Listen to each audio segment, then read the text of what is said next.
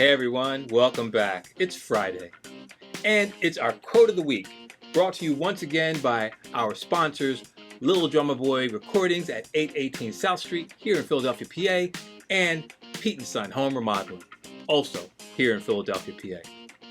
Today's quote comes to us by way of Lisa Nichols, and the quote goes like this. The power of the tongue will speak life into your future. And I just want to know, what are you willing to speak life into? Let's repeat that. The power of the tongue will speak life into your future. And I just want to know, what are you willing to speak life into? Wow, some powerful words from the amazing Lisa Nichols. And I think the message here is really clear.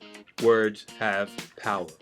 And whether those words are stuck in your head or they're uttered by you, they have power. And I think, honestly, I think they may be even more powerful when you utter those words rather than just having them in your head. Now, I think, I've said this before, I believe in mind over matter and the possibilities of achieving things that might seem impossible through that sort of focused energy and that recognizing the quantum person that you are. Like, this being is more than just the flesh and the bones, right? And I've said this before.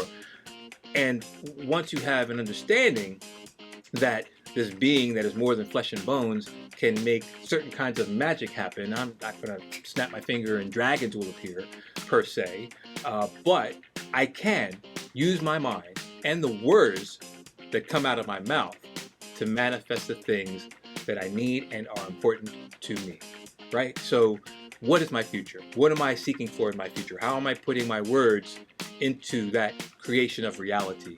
And I think about this when I hear people who are self-deprecating when they're given a compliment or a kudos about something, and they kind of, dismiss it and tamp it down, right? They're not there to receive that compliment or those kudos for whatever reason.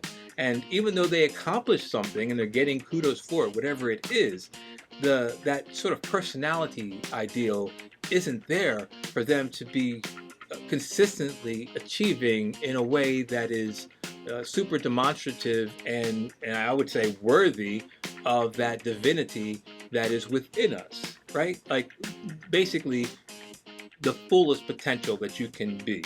There's no way that you can have that full potential if you don't see yourself as worthy. Even if you've accomplished something that defines you as worthy and other people see it, right? You don't see it. Maybe you're a hard worker and you just keep your head down, you do what you need to do, and you're not really paying that close attention to the impact that your work is having on others, and they come to you and tell you how great you are, and you're like, thank you would be a really nice thing to say, of course, with that, but to not really accepting the kudos and the compliment, I think is really at the core of what Lisa's talking about here with regards to the words that will create your future. If you're trying to go from one place to another, for example, as well, like you might be that same person who is saying to yourself, great, I've got these kudos, people appreciate me, and I want to grow within this organization, but there's just no way that I can see myself being here. Now, this is despite the fact that you've been given some kudos and maybe some other accolades that could help you understand your value to the organization or the company, but yet you have a very difficult time seeing how you can transition from where you are to a future place, which might have more power, responsibility, more pay, etc.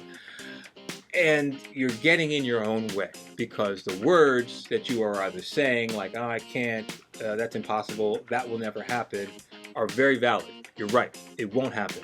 But if you say the other words, yes, I see myself in this role 5 years from now, 3 years from now, 2 months from now. Whatever the goal is, that you are able to see yourself in that reality, super important. Super important. There's no other way it's going to happen. If you cannot see yourself in that reality, and if you cannot tell yourself that that reality is not only possible, but probable, then all bets are off, right? If you can't do that, it's not going to happen. And I think Lisa's asking you, what are you willing to speak life into that will create the future reality that will become, at that point, your current now, your reality, your present moment. The present moment that you're in, what are you doing and what do you say to get to that future reality? So that's the quote of the week. I hope you like it. Let me know what you think. Let me know if you agree with Lisa. Definitely check her out. She's an amazing person. You can find her on YouTube. Check out our sponsors, and I will see you next week.